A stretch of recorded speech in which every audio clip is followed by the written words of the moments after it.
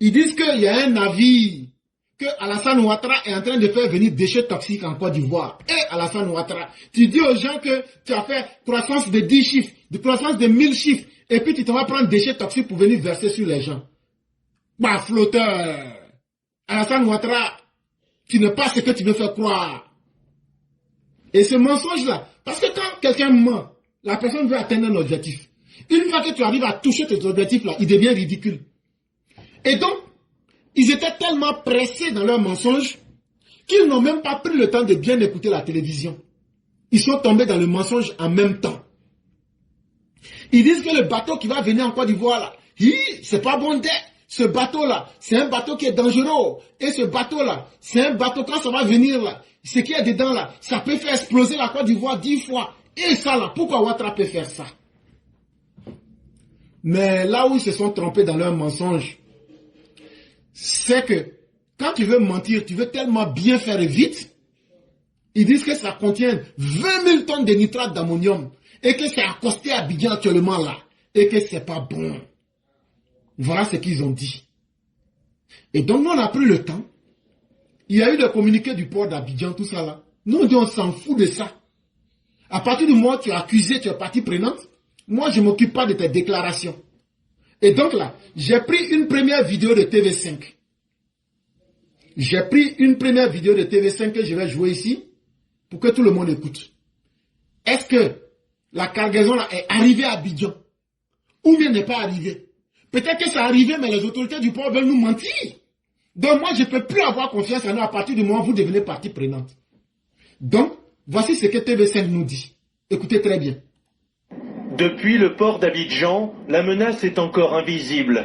Mais au large, à 25 km des côtes, le Zimrida et ses 20 000 tonnes de nitrate d'ammonium à son bord sont bien en route vers la capitale économique ivoirienne. On nous dit que le navire n'est pas loin des côtes ivoiriennes. Donc si je comprends bien, tout juste après ce navire-là, vous allez voir ce navire-là accosté là-bas.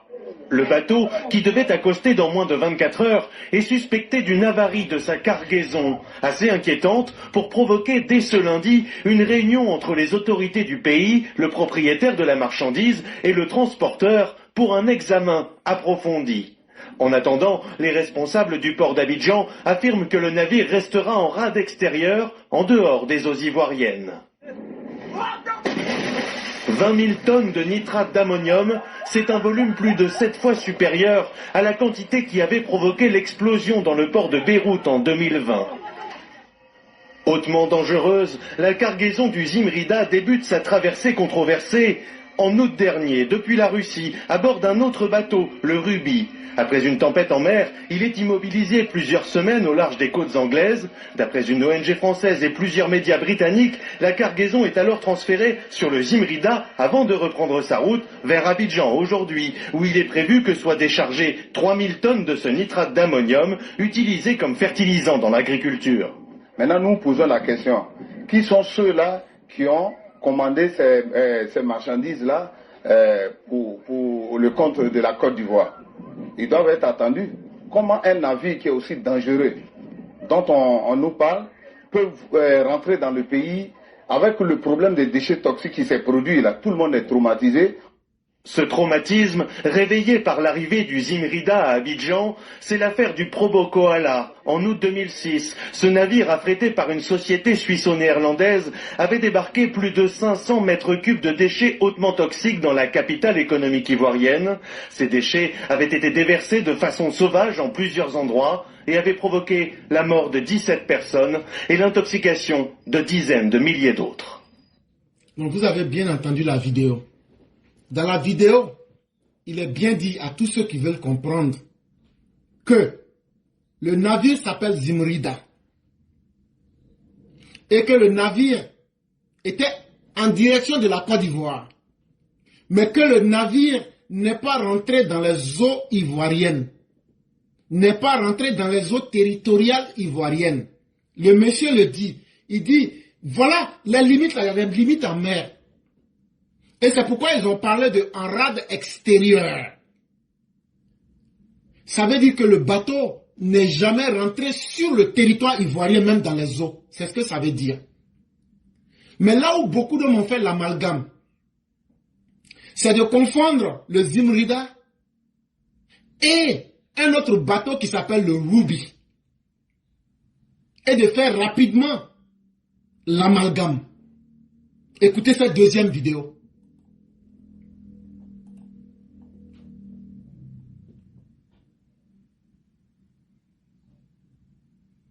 De Calais, le Ruby, l'équivalent de 5000 tonnes de TNT, de quoi raser la ville de Calais.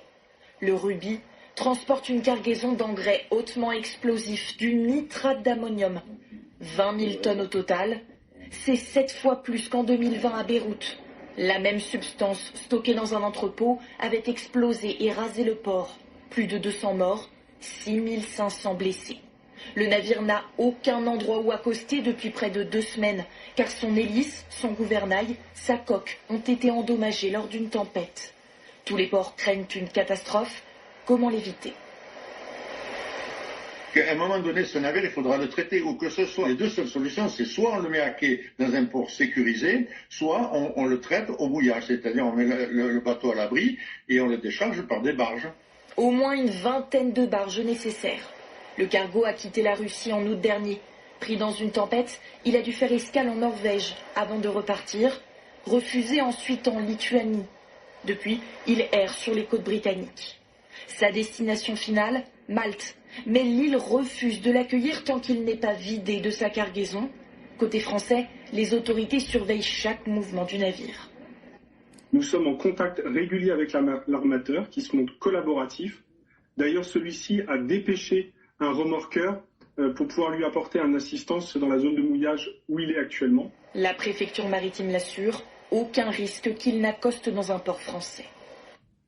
Et donc, vous avez entendu. Et donc, eux, ils prennent une information sans même chercher à savoir de quoi il est question. Et ils font un mélange de genres pour chercher à créer un rapprochement pour dire qu'Alassane Ouattara veut déverser des déchets toxiques sur les Ivoiriens. Parce que c'est ça la finalité du mensonge qu'ils veulent faire. Et donc, c'est de la manipulation des consciences.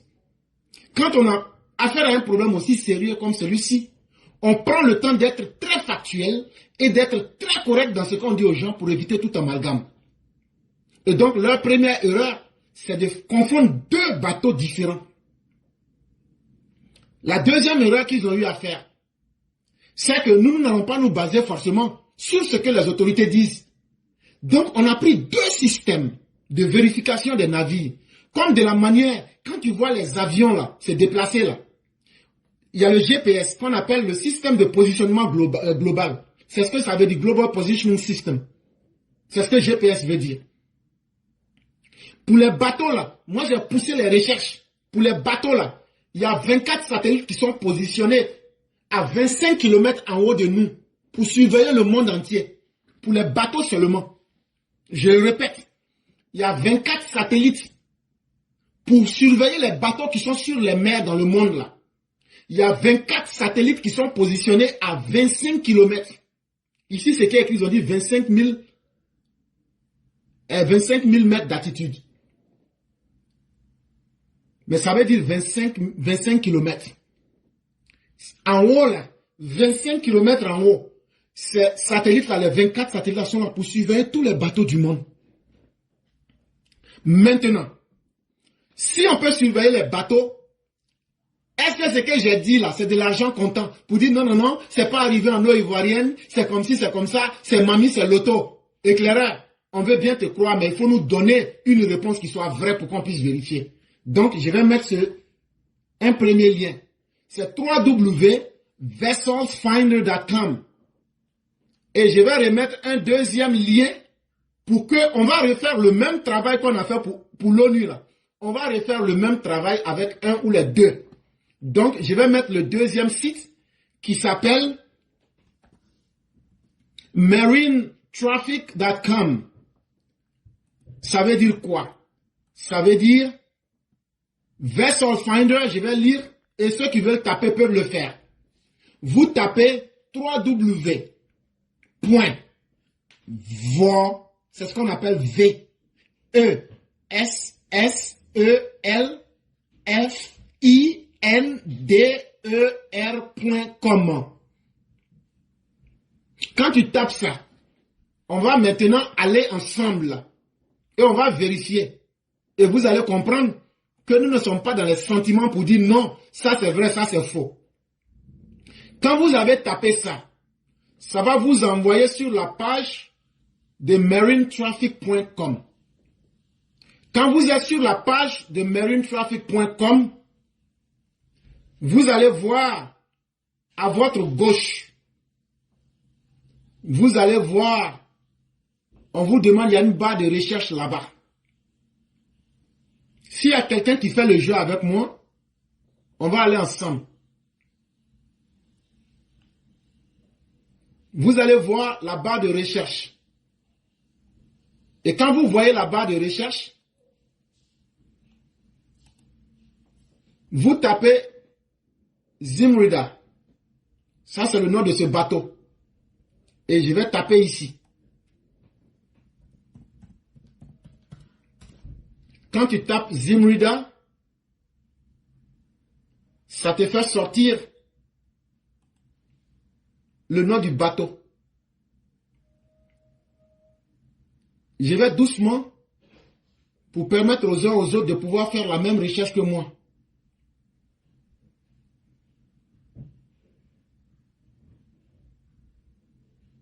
Et lorsque vous tapez Zimrida, il vous donne toutes les informations sur le bateau. Actuellement, il est 18h57 à New York. On me dit que le bateau la vole avec un drapeau du Barbados. Le nom du bateau, c'est Zimrida. Le numéro de matricule du bateau, c'est 93 80 81 7. On me dit qu'actuellement, là, pour que le bateau puisse émettre un signal d'appel en cas de danger, le code qu'ils ont pour qu'on puisse les identifier par GPS, c'est le 8PAP2. Quelle est la qualité de confiance qui est apportée aux transporteurs? C'est la classe A. Quel est le type de vaisseau? C'est le type cargo.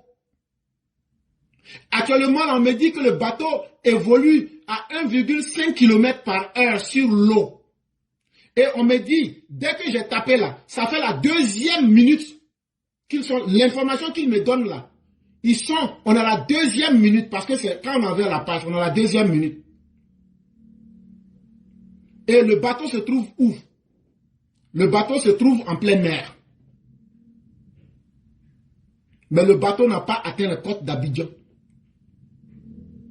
Et actuellement, dans le bateau, à l'intérieur du bateau, le temps qu'il fait là-bas, c'est 23h55.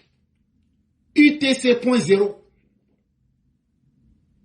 Est-ce que ça là, s'il y a des gens qui ont fait la même chose que moi, vous verrez la même chose. Vous verrez les mêmes informations. Donc, ça peut nous permettre de comprendre que le bateau n'a pas accosté ni dans les eaux ivoiriennes, encore moins au port d'Abidjan. Aujourd'hui, on est dans un monde là où on ne peut pas mentir aux gens et puis ça va passer. Donc, il ne faut pas faire l'amalgame entre le Ruby et le Zimrida. Deuxième chose, c'est non, on vous a dit qu'on peut surveiller les bateaux à partir des systèmes de GPS. Soit vous utilisez marinetraffic.com, ou bien soit vous utilisez ce que je vous ai dit de suite, vesselsfinder.com. Ça va vous donner les mêmes résultats. Et ça là, nous on n'a pas pitié du mensonge. Ce que j'ai dit là, est-ce que j'ai dit aux gens croyants à ce que je fais? J'ai dit, allez vous-même, on fait ça devant tout le monde. Donc, ceux qui avaient voulu mentir, que le bateau était déjà là, mais comme les autorités, ils ont vu que les gens ont fait du bruit, et puis ils ont demandé au bateau de fuir, on vient de vous montrer que c'est faux. Le bateau n'a jamais rentré dans les eaux territoriales de la Côte d'Ivoire, à plus forte raison d'y accoster et puis inventer des histoires. Mais mieux, on a encore d'autres arguments. Ce que les gens oublient, c'est que nous sommes dans un monde où le monde est une scène très dangereuse et on ne peut pas évoluer n'importe comment. Est-ce que vous n'avez pas entendu un moment où les gens attaquaient beaucoup les bateaux? On parlait des pirates en haute mer. Qui a une fois entendu parler de ça? Il y a des gens, eux, s'étaient spécialisés dans l'attaque des bateaux en pleine mer. Il n'y a pas quelqu'un là-bas. Une fois qu'ils vont t'arrêter là, ils vont te dépouiller de tout ce qu'ils ont besoin et puis après ils s'en vont. Tellement les attaques étaient devenues nombreuses là. L'ONU même a dit vrai là, si on ne met pas fin à ça là, ça va tuer la confiance même dans le commerce international. Et l'ONU a mis tout un système en place. Un système de coopération internationale. Et ils ont créé une unité de l'ONU qu'on appelle le Global Maritime Crime Program. Ne vous inquiétez pas des mots que vous voyez là. Ça veut simplement dire la cellule de la lutte contre le crime en zone maritime. Et donc quand ils ont mis ce programme en place en 2009, puisque c'est l'ONU qui a créé, donc tous les États, surtout ceux qui ont des ports et des eaux territoriales, sont inclus dans le programme. Et qui a financé ce programme-là? C'est l'Union européenne qui a financé ce programme. Et donc, ils ont créé l'ONUDC. Mais eux, quand ils ont créé ce programme-là, en réalité, leur premier objectif, c'était de lutter contre la drogue. Vous vous souvenez, un jour, j'ai fait une émission où j'ai montré comment les cartels là sont rentrés en Côte d'Ivoire, les noms, comment ils procédaient. Si vous vous souvenez très bien, c'est le même document là que j'ai utilisé. ONUDC, pour ceux qui s'en souviennent. Parce que le trafic de la drogue était devenu tel que il fallait en avoir peur. Et la Côte d'Ivoire fait partie de ce système-là aujourd'hui. Parce que, à cause de la situation de la liste grise dans laquelle le pays est, et puis les quantités importantes de drogue qu'on a saisies au port d'Abidjan et au port de San Pedro, actuellement la Côte d'Ivoire surveille ses ports et ses aéroports avec la coopération de ONUDC pour détecter tout ce qui entre en Côte d'Ivoire ou même tout ce qui sort de la Côte d'Ivoire. Et donc actuellement, là, il y a un contrôle qui est devenu ultra strict. Et puis les autorités ivoiriennes vont être bêtes pour laisser un bateau avec des produits chimiques hautement dangereux pour venir en Côte d'Ivoire et puis on va déverser ça sur les Ivoiriens. Quand même. Même s'ils devraient le faire là, c'est pas au moment où eux-mêmes sont sous surveillance qu'ils vont le faire quand même. Ça s'appelle quand même du bon sens. Et donc il aurait fallu un peu de bon sens pour analyser la situation, pour comprendre de quoi il est réellement question. Et vous aurez compris que la position actuellement de la Côte d'Ivoire ne lui permet pas de prendre un tel risque. Et donc, c'était important qu'on puisse lever ces équivoques. Maintenant, il faut qu'on soit très clair. Le bateau Zimrida était bel et bien prévu pour rentrer sur les eaux ivoiriennes. Mais les gens déjà, avant que le bateau ne rentre dans les eaux, sur le territoire ivoirien même là, ils disent il faut qu'on sache d'abord ce qui est dedans. Parce que nous, on ne veut pas avoir de problème. Parce que notre situation actuelle là, elle est trop complexe. Ce n'est pas seulement la drogue, mais tout ce qui peut être un problème là, on va mettre fin à ça. Maintenant, qui a permis de savoir que le bateau là contenait l'ammoniac? Ce sont les marines ivoiriennes. C'est ça aussi qu'il faut dire aux gens. Ce sont les marines ivoiriennes, qui ont découvert et qui ont dit ce bateau là, vous restez en dehors de nos eaux. On va chercher à comprendre très bien ce qui se passe. Sinon, c'est aujourd'hui, 6 janvier 2025, à 16 h, qu'ils devraient accoster au port d'Abidjan. Mais ce sont les autorités ivoiriennes qui ont dit, vous là, nous pas bouger. Vous restez en dehors de nos eaux. Et on va vérifier d'abord. Et puis on va voir si vous pouvez venir, mais si vous ne pouvez pas venir. Et en plus de cela, comme il y a des gens qui cherchent toujours la petite bête, l'information a été prise et elle a été mal interprétée. Et les opposants s'en sont saisis et ils disent, mais Alassane Ouattara lui-même là-haut, il dit qu'il a fait croissance économique de 1000 chiffres. Et aujourd'hui là, tellement il est devenu pauvre, c'est les déchets chimiques qui s'en vont prendre pour venir déverser sur la population. Mais quelle est la différence entre le puits Babo alors? Mais vous n'allez pas réussir ce jeu-là. Parce que vous êtes dans votre esbrouf. Mais la réalité, c'est ce que moi je suis en train de dire. Et maintenant, si j'ai menti là, tous ceux qui ont une vérité qui est plus efficace que ce que j'ai dit là, vous venez, vous dites ça devant tout le monde. Et puis là, comme de la manière Moïse et puis les magiciens étaient là, les gens même vont voir et puis vont décider. Mais en plus de cela, quand les gens ont fait du bruit, les autorités ivoiriennes ont demandé qu'il y ait une réunion aujourd'hui, le lundi 6 janvier 2024. Et ils ont réuni tous les systèmes de l'État pour que cette réunion-là, on ne vienne pas dire non, en fait, vous voyez, quand ils ont fait la réunion là, c'est pour cacher, non, il y a tel parti qui n'a pas participé, il y a tel parti qui a participé. Il y a tout le monde qui a été invité. Quand je dis tout le monde a été invité, je veux vous dire qui sont ceux qui ont été invités. Quand tu dis la vérité là, soit tu la dis totalement, ou même tu ne la dis pas. Parce qu'une demi-vérité est un poison. La réunion qu'il y a eu ce soir, je vais vous donner le nom de ceux qui étaient là-bas. D'abord, celui qui a dirigé la réunion, il s'appelle M. Diomon Koné. Il est directeur du cabinet de M. le ministre des Transports.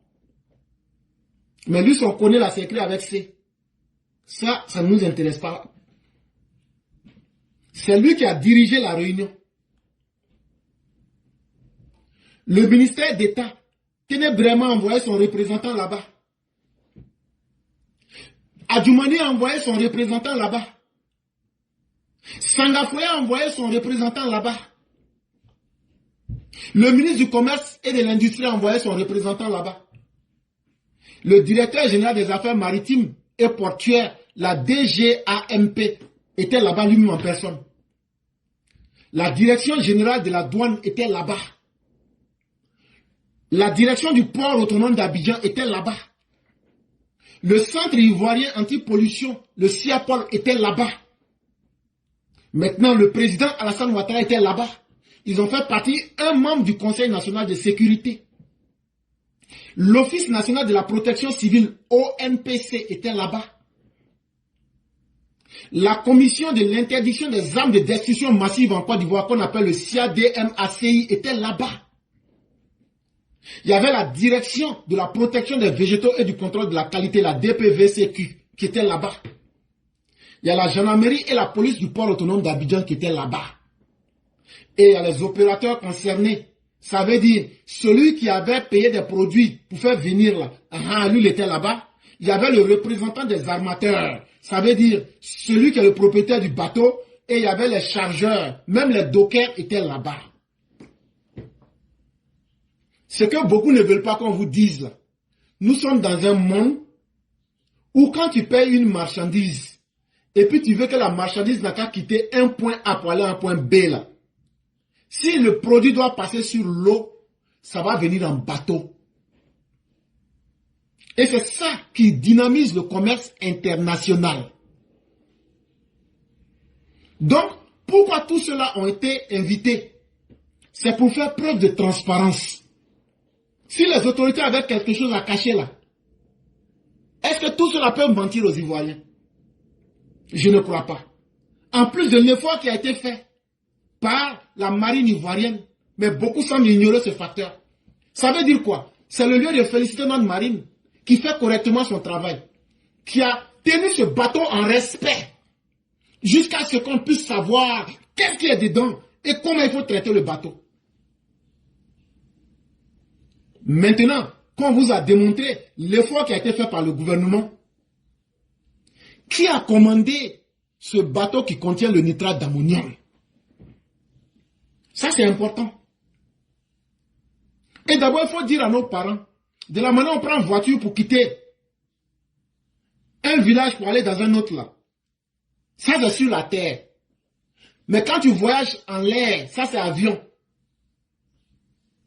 On appelle les avions cargo. Eux transportent les marchandises. Les bateaux là aussi font la même chose. Il y a des bateaux de voyage où les gens se promènent. Mais il y a des bateaux, ces marchandises seulement ils transportent.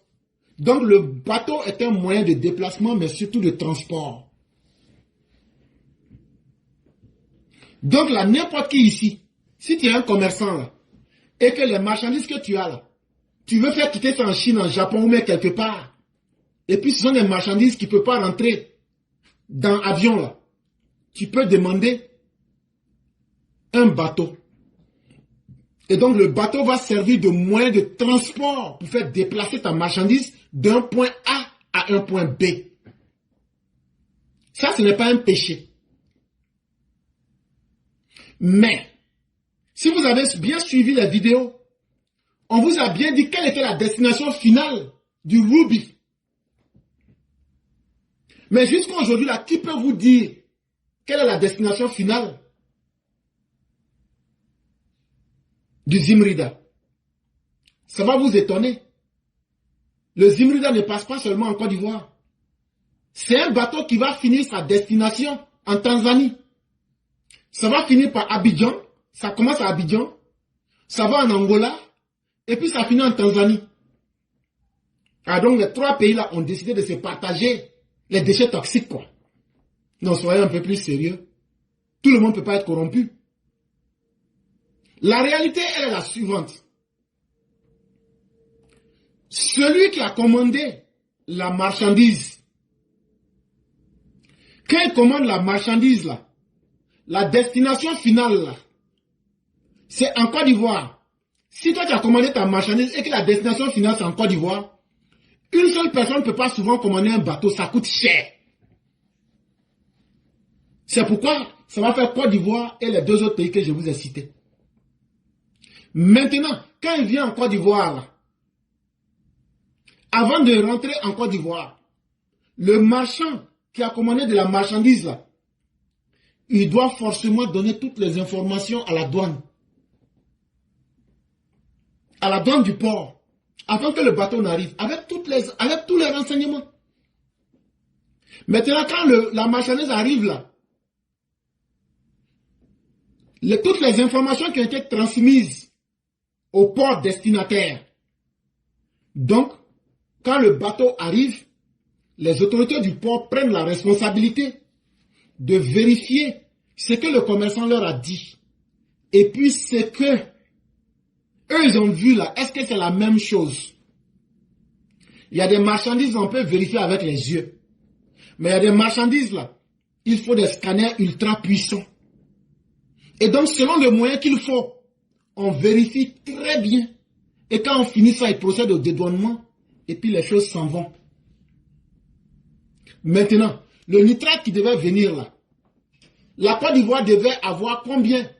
Est-ce que c'est la première fois que la Côte d'Ivoire traite le nitrate? Il ne faut pas mentir aux gens. Pour dire, ah, ça là, ce qui s'est passé au port de Beyrouth là, on peut prendre ces mêmes produits pour fabriquer bombes. Mais dans le cas de la Côte d'Ivoire, le nitrate d'ammonium était utilisé pour fabriquer des engrais. Quand ils ont demandé aux propriétaires, après la réunion là, on dit, vous avez nitrate d'ammonium? Il dit, oui, oui. Il dit, mais ce n'est même pas étonnant. Il dit, oui, c'est ça. On dit, mais c'est quelle quantité vous voulez?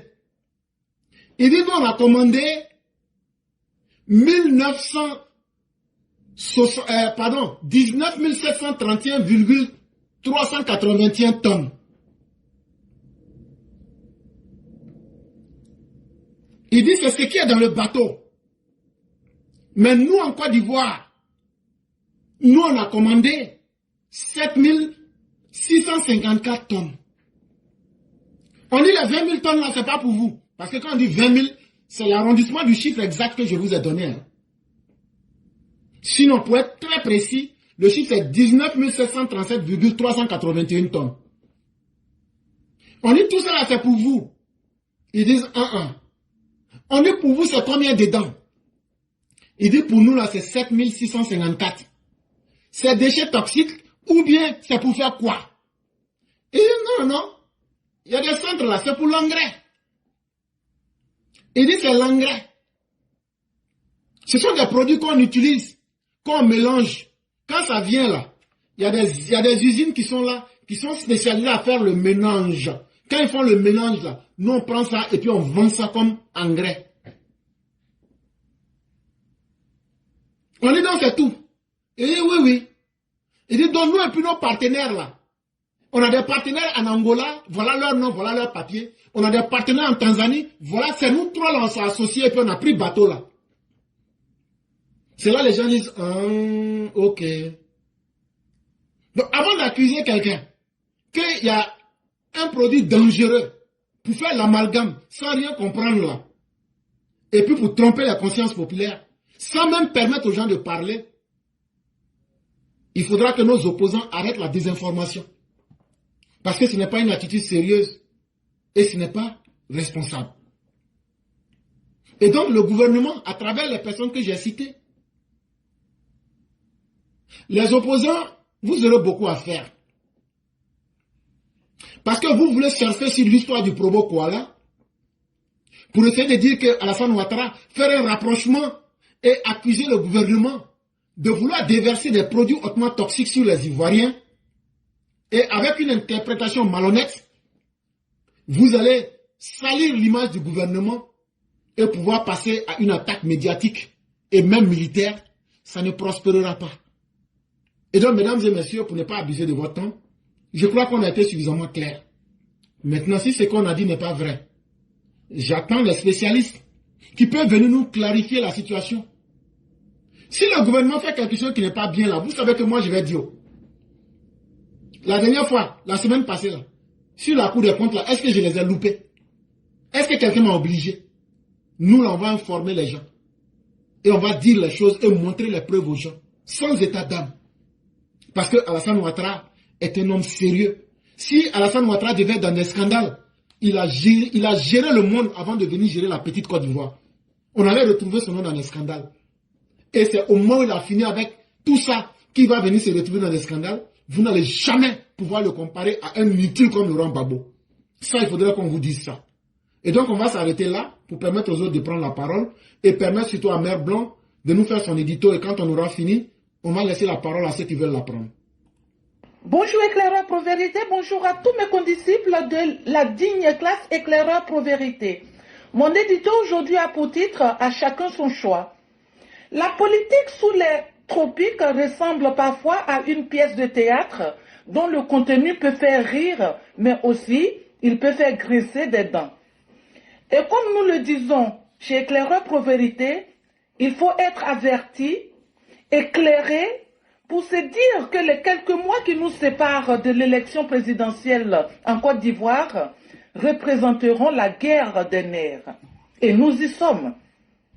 En fait, ceci résulte du fait que, bien qu'étant tous des communicants, la donne change selon qu'on appartient à l'opposition ou au pouvoir, au parti au pouvoir, le RHDP. C'est une question de champ lexical qui, par conséquent, donne le choix aux auditeurs de s'informer, s'éduquer, s'instruire ou alors demeurer dans l'émoi que peut infliger le discours des communicants de l'opposition. Nous sommes les meilleurs. J'en veux pour preuve la plateforme Éclaireur Pro-Vérité. Ici, les sujets politiques sont décortiqués à telle enseigne que l'auditeur prend plaisir à se former, à s'informer, à s'éduquer. Quoi de plus normal? Le fait est qu'avec Éclaireur Pro-Vérité, la quintessence de la communication est de mise. L'animateur-émetteur se prête au difficile jeu de devenir récepteur par moment pour ensuite tirer une conclusion précédée d'une analyse efficace, claire. Ailleurs, en l'occurrence, chez les soi-disant plateformes d'analyse politique de l'opposition, le champ lexical se résume à un fond de poubelle. Les propos qui y sont tenus emportent la sale marque. Chers miens, là se trouve la nuance. Écoutez un chien enragé qui aboie à vous ruiner le moral en s'attaquant à votre président, ou alors faire le choix d'écouter Éclaireur Pro-Vérité. C'est une question de choix. Merci et à bientôt. Chers parents, ce que Mère Blanc vient de dire est très, très utile. Vous voyez, beaucoup de mauvaises informations viendront. Et il y a certains qui vont même en mourir de chagrin ou même de crise cardiaque. Et on voit une opposition aujourd'hui qui est résolument inscrite pour faire dévier les mentalités, pour tromper les gens délibérément. Et c'est à vous-même de faire le choix. Quand on vous montre nos informations, prenez-les, allez les analyser et mettez-les en doute. S'il s'avère que c'est la vérité, vous êtes libéré. Mais si c'est faux, ne les suivez pas. Et c'est très important. Et ça va s'intensifier. Et nous, les communicants RHDP, il sera utile qu'on soit très rigoureux dans l'information pour mater ses opposants avec une vérité qui va les aveugler. De sorte qu'ils n'auront pas d'autre choix que d'accepter le poids du réel.